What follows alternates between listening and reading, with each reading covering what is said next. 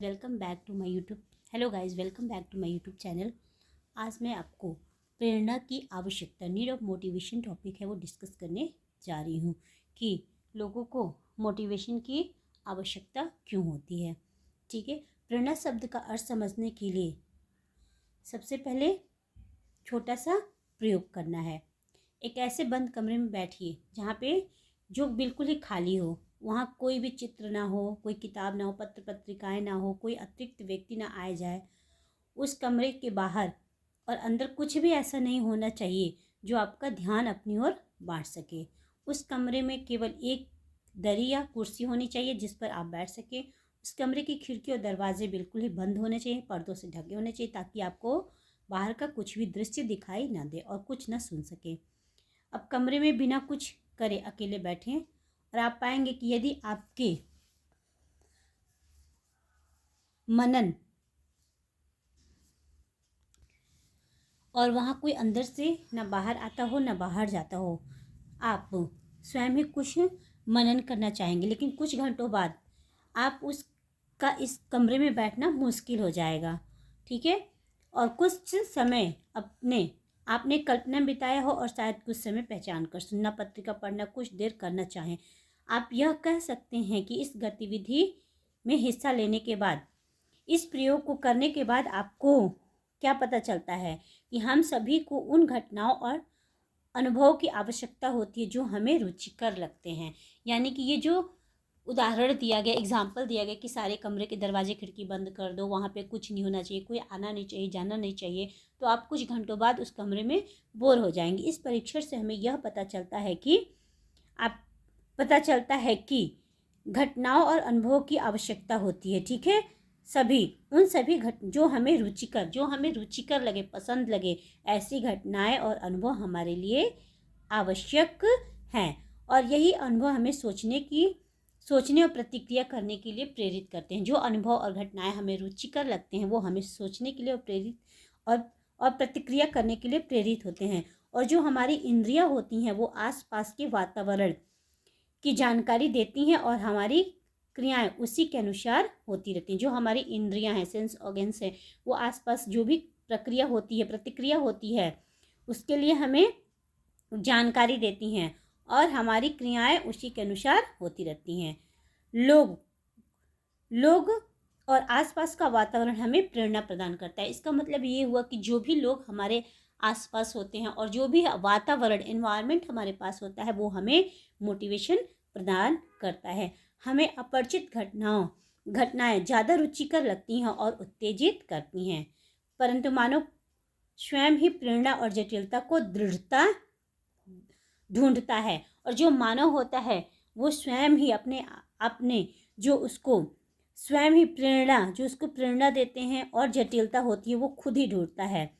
इसी बात को हम इस प्रकार भी कह सकते हैं कि हमें चिंतन के लिए हमेशा खुराक की आवश्यकता नहीं होती है, मोटिवेशन की ही आवश्यकता नहीं होती है। लेकिन इसका अर्थ यह नहीं है कि प्रेरणा की आवश्यकता होती नहीं है, कि हमें सदैव ही प्रेरणा की आवश्यकता होती है। अब हमेशा हमें प्रेरणा की आवश्यकता नहीं होती, कुछ कार्य हम बिना प्रेरणा के भी कर सकते हैं। जब हम थक जाते हैं हमें विश्राम की आवश्यकता होती है। ठीक है, थकान दूर हो जाने के बाद फिर से हम उन घटनाओं को पुनः ढूंढने लगते हैं और इस तरह विश्राम और प्रेरणा, यह क्रम निरंतर हमेशा चलता रहता है। हमें अपरिचित घटनाएं अच्छी लगती हैं और ज़्यादा उत्तेजित करती हैं। तो चलिए अब हम बच्चे के बारे में यह समझने की कोशिश करते हैं कि बच्चों के संदर्भ में हमारा प्रेरणा से क्या तात्पर्य है। कोई भी घटना जिसके प्रति बालक प्रतिक्रिया दिखाते हैं वह उनके लिए प्रेरणा होता है। बच्चों के संदर्भ में प्रेरणा का क्या मतलब होता है? जब कोई भी घटना, जिस घटना के प्रति जो बालक होते हैं वो प्रतिक्रिया दिखाते हैं तो वो उनके लिए क्या होती है? प्रेरणा होती है। ठीक है, पिता को मुस्कुराहट, उसके प्रोत्साहन के शब्द और दुलार बच्ची को प्रेरित करते हैं। जो बालक होते हैं उनके माता पिता के जो मुस्कुराहट होती है और प्रोत्साहन के शब्द होते हैं और दुलार प्यार होता है वो बच्चे को क्या करते हैं? प्रेरित करते हैं। इसी से पता चलता है कि जो पिता है उससे प्यार करते हैं और वे उनके प्रति अनुक्रिया दिखाते हैं। गर्म वस्तु को छूना एक प्रेरक है जो बच्चे को इस निष्कर्ष पर पहुंचने में मदद करता है कि गर्म वस्तु को छूने से हाथ जल सकते हैं और उन्हें नहीं छूना चाहिए। भागने कूदने जैसी क्रियाएं और अन्य खेल गतिविधियां बच्चों के लिए प्रेरक होती हैं। खिलौने, किताबें, पेड़, सितारे, नदी सभी बच्चों के लिए प्रेरक होती हैं। सारा वातावरण घटनाओं, लोगों और वस्तुओं से परिपूर्ण है और बच्चों के लिए इनमें से हर एक प्रेरक हो सकते हैं। बच्चों की प्रेरणा की आवश्यकता उन्हें अन्वेषण करने के लिए प्रोत्साहित करते हैं। पहली, ठीक है, जो बच्चे के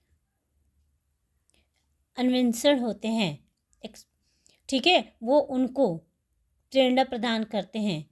ठीक है, बच्चों की जो प्रेरणा की आवश्यकता होती है उन्हें अन्वेषण करने के लिए प्रोत्साहित करती है। अन्वेषण द्वारा बच्चे आसपास की दुनिया की जानकारी हासिल करते हैं और उन्हें लोगों वस्तुओं के प्रति उत्सुकता बनती है। खेल खेल में बच्चों की दुनिया और वस्तुओं को जानने का अवसर मिलता है। बच्चे खेल के दौरान सीखते हैं। जिज्ञासा और अन्वेषण की इच्छा के कारण मानव खोज कर पाने में समर्थ होता है। खोज की यह इच्छा सबसे अधिक बच्चों में दृष्टिगत होती है। सभी शैक्षणिक कार्यक्रम अन्वेषण की इच्छा पर आधारित होते हैं। ठीक है, जो बच्चे होते हैं उनके सामाजिक और जो भावनात्मक विशेषताएं भी हैं, उनके लोगों से दैनिक अंतःक्रिया और उनसे मिलने वाले प्रेरणा से विकसित होते हैं। ठीक है, बालिका के साथ पालन करता है कि विनोदशील अंतःक्रिया से बालक को संबंध बनाने में मदद मिलती है। प्रेरणा संज्ञानात्मक मानसिक विकास के लिए भी अनिवार्य है। प्रेरणा जो कॉग्निशन का विकास है उसके लिए भी बहुत ही अनिवार्य है। शैशवावस्था में पालनकर्ता और अन्य वयस्क व्यक्ति से बात करते हुए, उसे गुदगुदाते हुए और लुका छिपी जैसे खेल खेलते हैं। ऐसे विनोदप्रिय अंतःक्रिया सीखने की बुनियाद शालापूर्व वर्षों में भी विकास के लिए एक प्रेरक वातावरण होना महत्वपूर्ण है। ऐसे वातावरण से तात्पर्य है कि बालिका को विभिन्न अनुभव अन्वेषण के अवसर प्राप्त हों और उनके परिवेश में ऐसे वयस्क हों जो बालक को अपने अनुभव समझने में सहायता करें और उनके प्रश्नों का उत्तर दें। इसी प्रकार अगर बच्चों की आवश्यकताएं पूरी नहीं होती हैं तो वो भी उनके विकास में बाधा डालती हैं और उन्हें प्रेरणा नहीं मिलता है।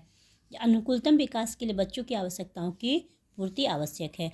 अगर बच्चों की उचित शारीरिक देखभाल न की जाए तो इससे वो बीमार हो जाएंगे, रोगग्रस्त भी हो जाएंगे और बीमारी ज़्यादा बढ़ जाने से उनमें विकलांगता बन जाएगी, जिससे उनका मोटिवेशन जो है, प्रेरणा है, वो कम हो जाएगा और दृष्टि और श्रवण शक्ति की भी क्षति हो जाएगी और एक अल्प पोषित व बीमार बालिका की शक्ति क्षीण हो जाती है। वह जल्द ही थकान महसूस करने लगेगा, वह अपने परिवेश में रुचि नहीं लेगा और चिड़चिड़ी हो जाएगा और विकास के हर क्षेत्र में इसका विपरीत प्रभाव पड़ेगा।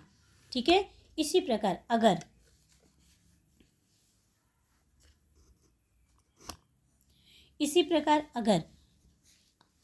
अन्वेषण के अवसर और स्नेहमयी पालन करता न मिले तो विकास में बाधा आ जाती है। प्रारंभिक महीनों में संवेगात्मक संबंध बना न पाने के कारण सामाजिक विकास पर भी बुरा असर पड़ता है और प्रेरणा की कमी के कारण बालक भाषा संबंधी और शारीरिक विकास में भी धीमा पड़ जाता है। और अगर उन्हें मोटिवेशन न मिले, प्रेरणा न मिले तो जो बालक का संज्ञानात्मक और भाषा संबंधी और शारीरिक विकास है वो भी धीमा पड़ जाता है। यह धीमी विकास उनमें निम्न आत्मसम्मान पैदा कर सकता है और पहल करने की जो उनकी भावना है उसमें कमी आ जाती है। यानी कि उनके अंदर जो भावना है, हीन भावना, आत्मसम्मान की जो भावना है वो निम्न पड़ जाती है और जिसके कारण वो कोई भी कार्य करने के लिए पहल करने में हिचकिचाते हैं और आगे नहीं बढ़ते हैं। बच्चों की जो आसपास आवश्यकताएं हैं वो परस्पर संबंधित होती है और उन्हें उनकी सभी आवश्यकताओं की निरंतर और समरूप पूर्ति आवश्यक है। अगर बच्चे को उचित प्रेरक और भोजन मिलता है तो परंतु उन्हें प्यार और परिपोषण न मिले तो उनका विकास धीमा पड़ने की अधिक संभावना है। जैसे कि अगर बच्चे को प्यार तो मिल रहा है, उन्हें भोजन प्रेरक भी मिल रहा है और भोजन भी अच्छा मिल रहा है, लेकिन उन्हें प्यार और परिपोषण अच्छा नहीं मिल रहा है तो जो उनका मोटिवेशन लेवल है और जो उनका विकास है वो धीमा पड़ जाएगा। ठीक है, तो बच्चों की सभी आवश्यकताएं परिवार और प्राथमिक रूप से माँ द्वारा पूरी की जाएगी। परिवार बच्चों के विकास के लिए अनुकूलतम वातावरण प्रदान करता है। बालक को परिवार में स्नेह नहीं मिलता परंतु वह अन्य किसी व्यक्ति से स्नेह संबंध बना पाता है तो संभव है कि उसके विकास पर प्रतिकूल प्रभाव नहीं पड़ेगा। ठीक है, अगर परिवार में स्नेह नहीं मिल रहा है लेकिन बच्चे को कहीं और से स्नेह मिल रहा है, जैसे दादा दादी चाचा चाची इनके द्वारा, तो भी बच्चे का जो है विकास उसके ऊपर प्रतिकूल प्रभाव पड़ेगा। ठीक है, अब तक आप समझ होंगे कि विकास के लिए अनुकूलतम वातावरण का होना बहुत ही आवश्यक है। यानी कि बच्चे को प्यार, भोजन और प्रेरक के बावजूद भी उन्हें विकास के लिए उनके अनुकूल वातावरण का होना बहुत ही आवश्यक है। समुचित शारीरिक, जैसे कि अनुकूल वातावरण से क्या तात्पर्य है? समुचित शारीरिक देखभाल, विशिष्ट अनुभव और अन्वेषण के मौके जो बच्चों को प्रेरित करें और उन्हें स्नेही व परिपोषण पालन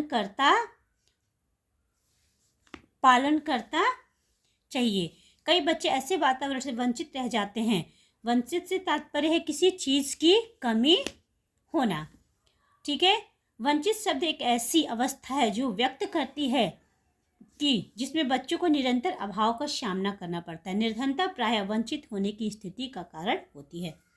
अब ठीक है, जो हमारा बच्चों की आवश्यकताएं हैं वो विकासात्मक परिवर्तन, विकास के साथ साथ ही बालक की आवश्यकताओं में भी परिवर्तन आता है और वे अधिक जटिल हो जाता है। जब बच्चे पैदा होते हैं तो उनको खिलाने, कपड़े पहनाने, नहलाने और उनकी अन्य ज़रूरतों की ओर ध्यान देना पड़ता है।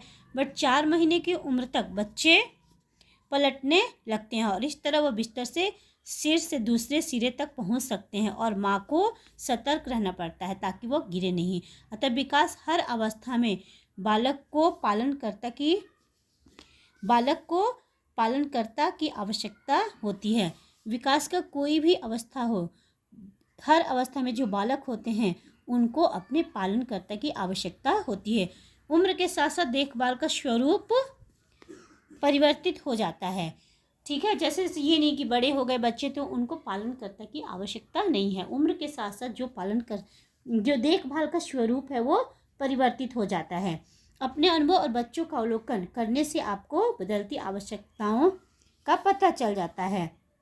ठीक है, कई ऐसे उदाहरण आपके सामने आ जाते हैं। अब ठीक है, उम्र के साथ साथ प्रेरक में भी बदलाव आता है। अब बस उम्र के साथ साथ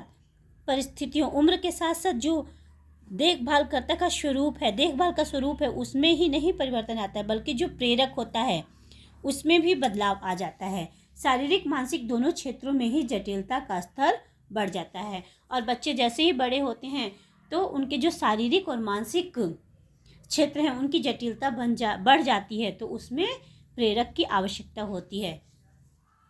थैंक यू।